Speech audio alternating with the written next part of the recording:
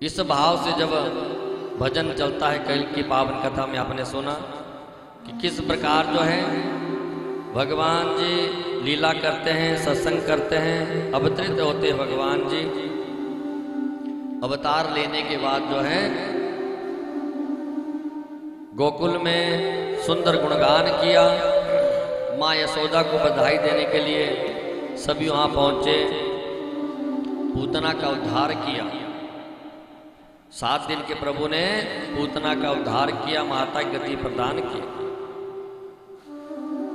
कंस को भय हो गया,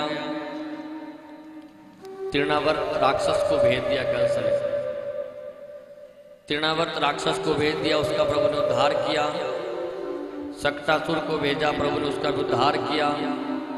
अगासुर को भेजा, प्रभु ने उसका भी उद्धार किया। बोलिए आनंद भगवान की। अब एक एक राक्षस भेजते हैं और एक एक राक्षस का उद्धार प्रभु अपने हाथों से करते हुए मोक्ष, जो भगवान के हाथों से मर जाता है उसे मोक्ष की प्राप्ति हो जाती है। बोलिए राधे राधे। भगवान जी थोड़े बड़े हुए, नामकरण की जब बात आई तो नामकरण संस्कार किया गया। प्रभु का नाम कृष्ण भगवान रखा गया और दूसरे भाई जो रोहिणी के पुत्र हुए उनका नाम बलराम जी रखा गया। दोनों ही लीला करने लगे और एक दिन प्रभु ब्रह्म घाट पे जाते हैं। वहाँ पर मिट्टी खाना प्रारंभ किया। मिट्टी के मकान प्रभु ने बनाए वहाँ और कुछ मिट्टी मुख में डाल दी। उस ब्रह्म घाट में जैसे ही गए जहाँ अपने कल दर्शन किए ब्रह्म घाट के, वहाँ प्रभु ने मिट्टी खाई थी। ब्रह्म घाट है वहाँ पे। जब वापिस आए तो प्रभु के सखा मधुमंगल ने मैया से कह दिया, मैया देखो इस कृष्ण ने जो है मिट्टी खाई है। कन्हैया ने कहा नहीं भैया मैंने मिट्टी नहीं खाई है, ये तो ऐसे ही बोल रहे हैं मैंने कोई मिट्टी नहीं खाई। तो कहा कि मैया इसके मुख में देख लो। तो जैसे ही मुख खोला तो पूरे ब्रह्मांड के दर्शन माँ यशोदा को करवा देते हैं। बोलिए आनंद भगवान की। माता यशोदा को पूरे ब्रह्मांड के 14 भुवनों के दर्शन करवा दिए। मैया को लगा कि कोई सपना देख रही हो। जितने भी 7 लोग ऊपर 7 लोग नीचे, ये धरातल पूरा ब्रजमंडल और ब्रजमंडल के बीच में गोकुल नगरी, उसके बीच में कृष्ण के मुख को देख रही है मैया। वो भी दिख जाता है प्रभु के मुख में ही, यानी प्रभु के गर्भ में ही हम बैठे हुए हैं। जो पूरी सृष्टि है भगवान तुल्य है, सब भगवान है और हम भगवान के गर्भ में बैठे हुए हैं, पेट में है भगवान के। बोलिए आनंद भगवान की। ऐसी जब लीला हुई तो भगवान ने सोचा मैं तो यहाँ लीला करने आया हूँ और लीला ही करूँगा, भगवान बन जाऊँगा तो मुश्किल हो जाएगी। क्योंकि भगवान की पूजा तो बड़े भाव से कैसे करते हैं। सुबह शाम अगरबत्ती जला दी, भोग लगा तो लगा, महाराज ने कह दिया भोग लगाने तो लगा दिया, अन्यथा भोग लगाने के लिए समय नहीं है तो भाग लिए। तो भगवान कहते हैं यहाँ तो इंसान बनने में फायदा है, अच्छा अच्छा खाने को मिलेगा, अच्छे अच्छे पकवान होंगे और नाना प्रकार से मैं खा सकता हूँ। अगर भगवान बन गया तो एक अलमारी में बिठा देंगे और अलमारी में बिठा के सुबह शाम एक अगरबत्ती जलाई, एक दूध का गिलास रख दिया। अगर इंसान बनोगे तो फिर बहुत कुछ खाने को मिलेगा। जो योजना होगी महाराज आज ये खाता हूँ, आज ये खाता हूँ, सब भाव से करते रहे। भगवान जी ने क्या किया कि माता को जो दिखा उसे विस्मित कर दिया कि ऐसा लगा माता के लिए कोई सपना ही है। और एक क्षण तो माता को ऐसा भी लगा कि भगवान तो नहीं, इनके मुख में सब कुछ देख लिया। फिर भी क्या हुआ, भगवान ने माया को आदेश दिया कि माता का जो याद है कोई चीज वो सब भूल जाए। इस भाव से हुआ। समय निकला, प्रभु जो है बाल गोपालों के संग माखन चुराने लगे। पूरे व्रज में माखन चुराते हैं प्रभु, गोपियों के यहाँ माखन चुराने जाते हैं और माखन चोर प्रभु का नाम पड़ जाता है। बोली माखन चोर भगवान की। इसलिए माखन मिश्री भगवान के लिए प्रिय है। 2 मंडली चलती हैं, नीचे जो है गोपाल मंडली चलती है और ऊपर बंदर मंडली चलती है। दोनों ही मंडली चलती है ऊपर नीचे। आपने देखा जगह जगह पर बंदर है ना, यहाँ पे बंदर कोई जूता ले जाता है तो चॉकलेट 2 जूता दे देता है। कितने पढ़े लिखे बंदर यहाँ पे। देखिए इंसान तो इंसान, यहाँ के बंदर भी स्वयं में पढ़े लिखे हैं, कितना समझते हैं। चश्मा ले जाएंगे किसी का, आप चिप्स का पैकेट दो, चश्मा वापस ले लो, बोली राधे राधे, कितना समझते हैं। तो ऊपर बंदर मंडली चलती थी, नीचे बाल गोपाल मंडली चलती थी।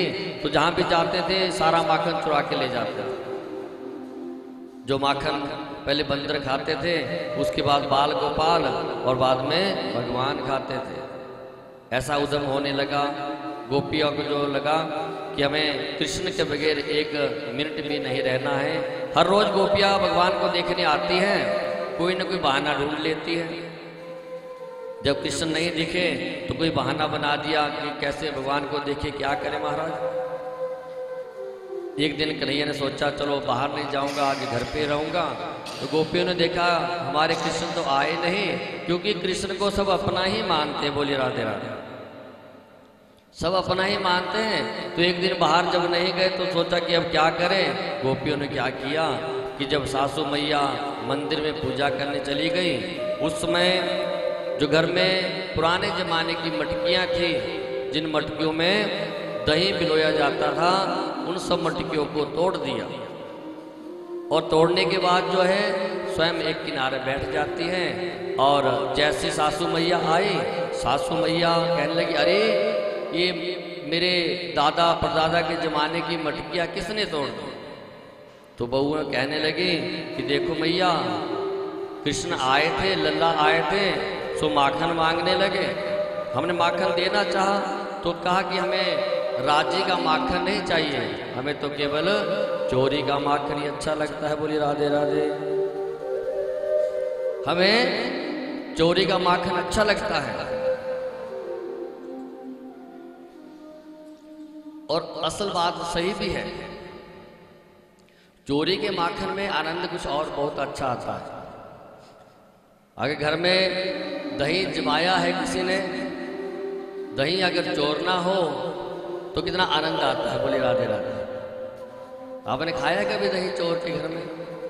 कि पतीली से दही लिया और दही जो है चोर दिया। हमने भी बहुत दही खाया है चुरा के।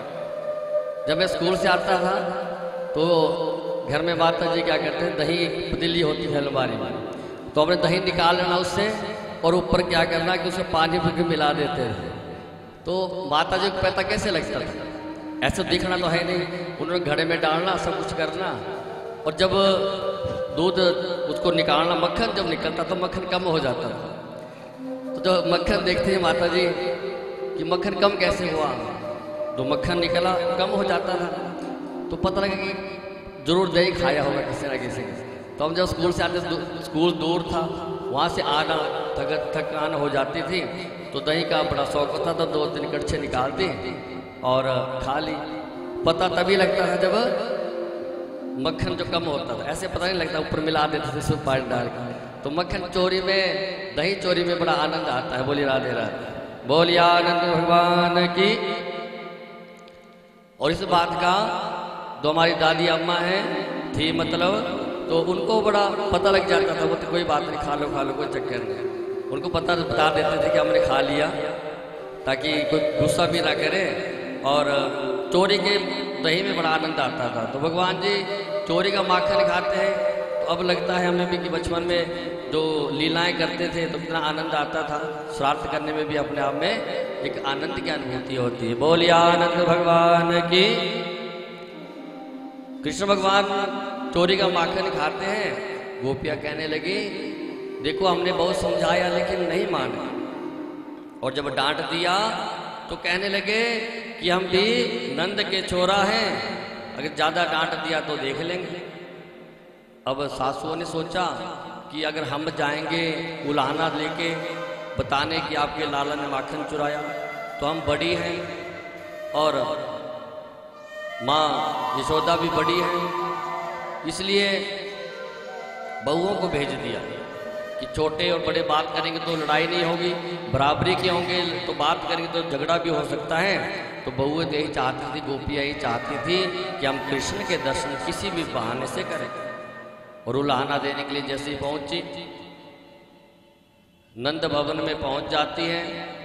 और नंद भवन में जैसे ही पहुंचे, आज मैया ने सोचा कि देखो आज तो हमारे घर में कोई सत्यनारायण की कथा नहीं है, कोई अनुष्ठान नहीं है, सारी गोपियाँ इकट्ठी क्यों आ रही हैं। और जैसे सारी गोपियाँ पहुंची, पहुंचने के बाद माँ यशोदा से कहती हैं,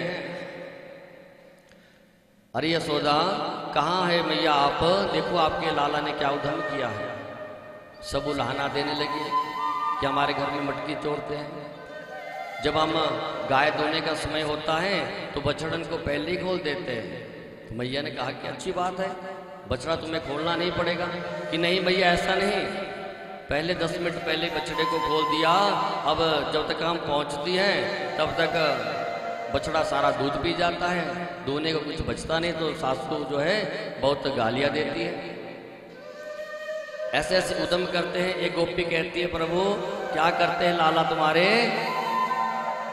कि एक दिन हमारे घर में सत्यनारायण की कथा थी, सो कथा में हम बैठे प्रसाद बना रहे थे, ना जाने ये लाला कहाँ से आए और कहने लगे गोपी मुझे प्रसाद चाहिए, अभी प्रसाद चाहिए। तो मैंने कहा कि पहले सत्यनारायण की पूजा करनी है, सो प्रसाद अभी मिलेगा।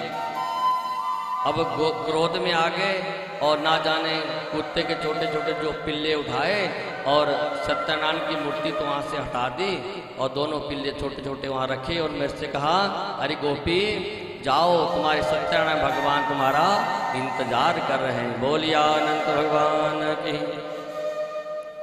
मैं वहाँ गई तो देखा वहाँ पे तो ठाकुर महाराज तो आए नहीं, और इस लीला को करते हुए अनेकों अनेक लीलाएं करते हैं।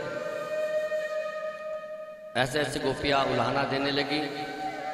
मैया ने सोचा मेरे यहाँ तो 9 लाख गाय हैं, नंद बाबा के यहाँ पे 9 लाख गाय हैं, नित्य प्रति नया माखन बनता है, उसे माखन बाहर चुराने की आवश्यकता क्या है। जब घर में सब कुछ है तो बाहर माखन क्यों चुराना।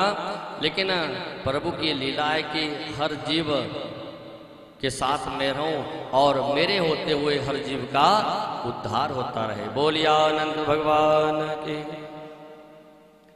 जैसे ही कन्हैया आए और कन्हैया जो है मैया से कहते, मैया देखो ये जो गोपियां हैं ये जानबूझ के उलाहना दे रही हैं ताकि मेरा विवाह ना हो, इस प्रकार के जो है भाव प्रकट करते हैं। मैया समझाती हैं और गोपियाँ वापिस चली जाती हैं। शंकर भगवान जी दर्शनों के लिए आते हैं। पहले तो मैया ने दर्शन नहीं करवाए, रोने लगे लाला, और उसके बाद रोने लगे, चुप नहीं हुए। तो मैया ने बुला लिया कि बाबा कोई चमत्कारी होगा।